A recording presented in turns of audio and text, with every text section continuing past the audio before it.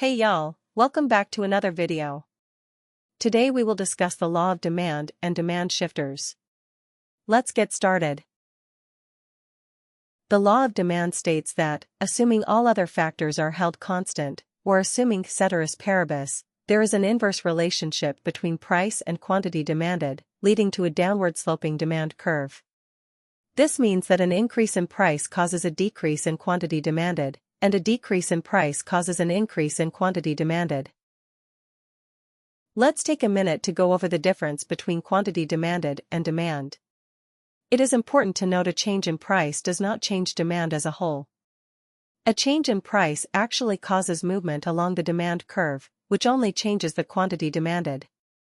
Just remember that quantity demanded is one point on the demand curve, while demand is the entire curve with all of the points that make it up. There are other factors besides price that cause a change in demand and shift the entire curve. Those changes are called non-price determinants of demand or demand shifters. When there is an increase in demand, the demand curve will shift right, so at every price level, there is an increase in the quantity demanded. When there is a decrease in demand, the demand curve will shift left, so at every price level, there is a decrease in quantity demanded. The acronym that can be used to memorize demand shifters is INSECT. The letters in INSECT stand for income, number of consumers, substitutes, expectations, complements, and taste. We will go over each one in this video. The first demand shifter is income. Consumer income can impact the demand of two types of goods. First is a normal good, whose demand increases as consumer income rises. On the contrary, an inferior good's demand increases as consumer income decreases. One good example of these is clothing. Second-hand clothing is considered an inferior good because as consumers make less money, they can't afford better clothing substitutes, so they opt for the cheaper alternative. New and name-brand clothing are considered normal goods because as consumers make more money, they can afford the better alternative.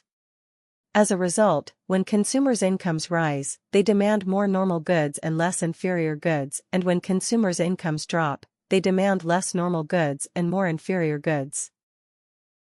When the number of consumers available to purchase a product changes, the demand curve also shifts. More consumers increases demand and shifts the curve to the right. Fewer consumers decreases demand and shifts the curve to the left. The price of substitute goods can also impact demand. Substitutes are goods that can be used in place of another and compete with them. So, when the price of a substitute increases, demand for the other good increases, and when the price of a substitute decreases, demand for the other good decreases. Consumer predictions about the future price of a good will impact the demand for a product today. An expected increase in price in the future will cause an increase in demand today, while an expected decrease in price in the future will cause a decrease in demand today. For example, if consumers expect the price of jackets to decrease during a holiday sale in the future, they won't buy a jacket now, but instead wait until the sale. However, if consumers expect the price of the jacket to increase in the future, they will buy it now instead of waiting. The price of a complement good has an effect on the demand of another good. Complements are goods that can be consumed together and add value to each other. For example, a toothbrush and toothpaste are complementary goods because they are usually bought and used together. An increase in the price of a complement causes a decrease in the demand for the other good. A decrease in the price of a complement causes an increase in the demand for the other good. If the price of toothpaste or toothbrushes decreases, the demand for both goods will increase since they are usually bought together. On the other hand, if the price of toothpaste or toothbrushes increases, the demand for both goods will decrease. Finally, consumer taste plays a role in the demand of a good. The likes and dislikes of consumers influence their purchasing decisions, so if consumers like a product more, it will increase demand, and if consumers like a product less, it will decrease demand. Here's an important question: why are demand curves downward sloping? Why is there an inverse relationship between price and quantity demanded? The shape of the demand curve can be explained by three effects. First, the income effect, which states that when the price of a good changes, consumers experience a change in their purchasing power and available real income to spend.